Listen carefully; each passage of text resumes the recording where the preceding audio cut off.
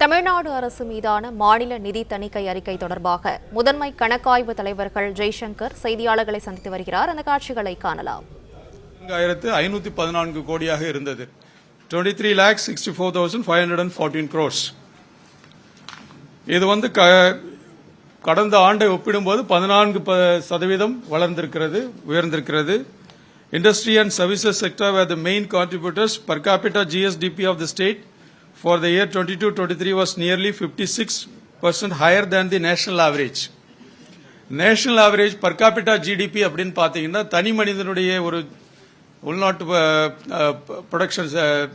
Products அப்படின்னு பார்த்தோன்னா தமிழகத்தினுடைய per capita GSDP 3,08,020, whereas national average is 1,96,983.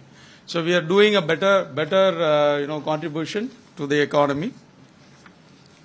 And the graphs on the pie charts given in the slide basically depicts about the sources of revenue to the government of Tamil Nadu and the way in which it has been spent.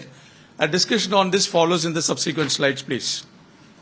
Next, as regards the resources of the state government, revenue receipts increased by 17.47% during 22-23 when compared to previous year.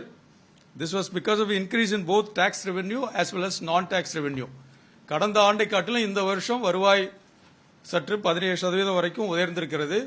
அப்படின்னா நல்ல விதமாக collection mechanism function ஆகுதுன்னு அர்த்தம். The own tax revenue constituted major part of the revenue receipts, almost 62%. This includes state goods and service tax of 53,823 crores and rupees 59,143 crore as taxes on sales, trade, etc. There was an increase in non-tax revenue by 41%. That is 4,944 crore when compared to the previous year. Moving on to the next.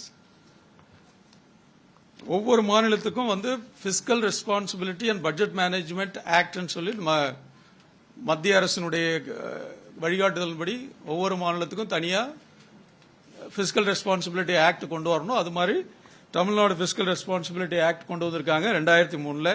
அதில் சில செயலாக்க குறியீடுகள் கொடுத்திருக்காங்க. Targeted indicators, நிதி நிலைமையை எப்படி கட்டுக்குள் வைத்திருக்க வேண்டும் அப்படிங்கிறதுக்கான ஒரு டார்கெட்டட் பாராமீட்டர்ஸ் கொடுத்திருக்காங்க. அந்த பாராமீட்டர்ஸ் பிரகாரம் மாநிலத்தினுடைய நிதிநிலை இருக்கிறதா இல்லையா அப்படிங்கறது நாங்க தணிக்கை செய்யறோம். Every year we are doing that audit and the results are presented here.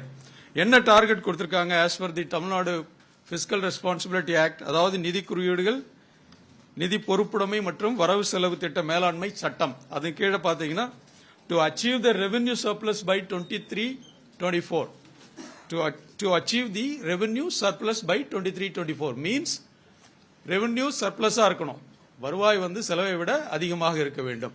அதுதான் first target. Second to achieve fiscal deficit, நிதி பற்றாக்குறை மற்றும் GSDP, மாநிலத்தினுடைய மொத்த உற்பத்தி. இது ரெண்டையும் கம்பேர் பண்ணி பார்க்கும்போது 3.5% 2022-23 வரைக்கும் 3.5% டார்கெட்டா இருந்தது. அதுக்கப்புறம்